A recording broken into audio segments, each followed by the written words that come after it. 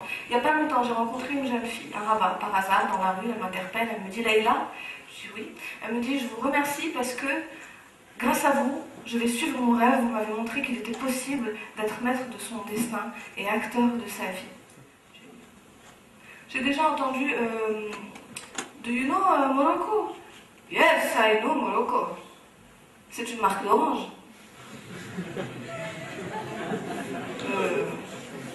Donc je suis là pour dessiner la carte du Maroc et dire ce que le Maroc est.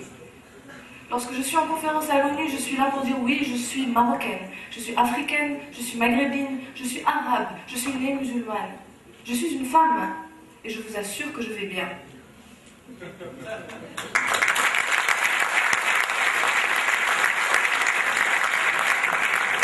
C'est vrai, c'est étonnant, hein, quand on dit marocaine, musulmane, ils disent la pauvre, elle va nous parler de ses malheurs. Je suis là pour dire non, ce n'est pas que ça, le Maroc, ce n'est pas que ça, être africaine, maghrébine. Mais je les comprends, c'est vrai, on a mauvaise presse. Ce que je ne comprends pas en revanche, c'est que nous tous laissions la parole à ces personnes qui nous font si mauvaise réputation. Ça me fait penser à un texte que j'ai écrit, que je voudrais partager avec vous, qui parle justement du fait que souvent on ne se connaît pas et en ne nous connaissant pas, on se méprend. Tu m'as demandé qui je suis ? Je ne sais pas quoi dire. Tu attends une réponse précise que je ne saurais donner. Je suis moi-même et toi en même temps. Je vois dans tes yeux ce que tu vois dans les miens. Je suis le reflet de tes propres pensées. Ta douleur est la mienne. Et ta joie me porte mais aussi haut que toi. Je ne parle peut-être pas ta langue, mais nous pouvons nous comprendre. Je suis Leïla, oui, mais j'aurais pu être Lucie, j'aurais pu être Rebecca. Mais faut-il que je sois ce que tu attends de moi pour être aimée ? Tu me demandes d'où je suis, je ne sais pas quoi dire, tu attends une réponse précise que je ne saurais donner. Je suis d'ici, du Maroc, bien ici, mais d'ailleurs en même temps. Citoyenne du monde au-delà des frontières. Ton pays est le mien, peu m'importe son histoire, et mon pays pourrait être le tien, si seulement tu voulais y croire. Mais faut-il que je sois du même pays que toi pour être aimée ? Tu me demandes qui je prie, encore une fois, je ne sais pas quoi dire, tu attends une réponse précise que je ne saurais donner. Je suis croyante, j'ai la foi, même si mon Dieu ne porte pas de nom. J'ai ma religion, même si mes textes ne sont écrits nulle part. Je prie Allah, Jésus, Moïse, Bouddha et ses frères. Je me prosterne dans les églises, les temples, les synagogues et les mosquées. Je prie le ciel, la terre, la lune, le soleil, parce que tu sais, la lumière est la même quand on la regarde avec le cœur. Mais faut-il que je suive le même texte que toi pour être aimée ? Je ne sais pas qui je suis, mais je sais que je suis ta sœur.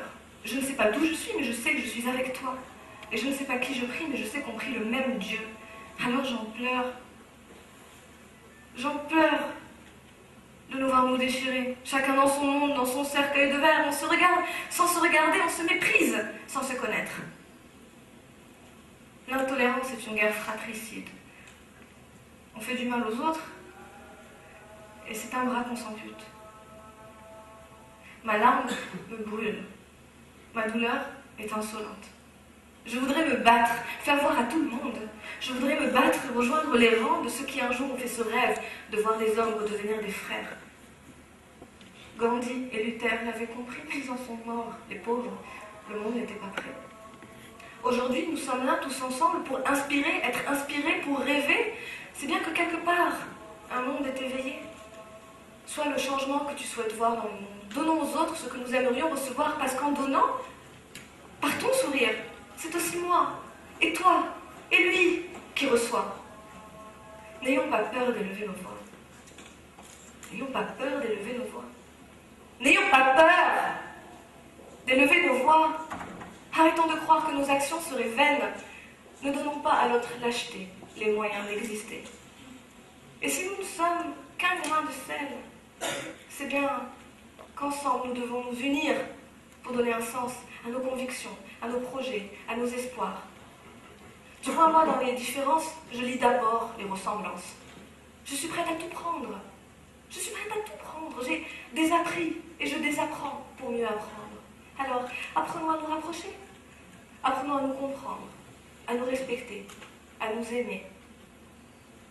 Et alors, sans avoir rien, que la force d'aimer, nous aurons dans nos mains le monde entier, comme disait Jacques. Alors, je ne sais pas qui je suis, mais je sais que je suis ta sœur. Et s'il nous arrive quelquefois d'oublier, l'important, c'est de se le rappeler. Alors, ces mots sont d'une évidence bouleversante, d'accord? Mais vous admettrez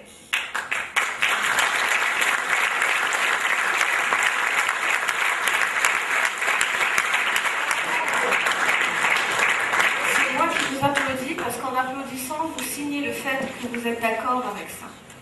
Et ça, c'est déjà beaucoup, c'est le plus grand pas. C'est ça, pour nous tous, ces mots semblent d'une évidence incroyable, bouleversante, attendrissante.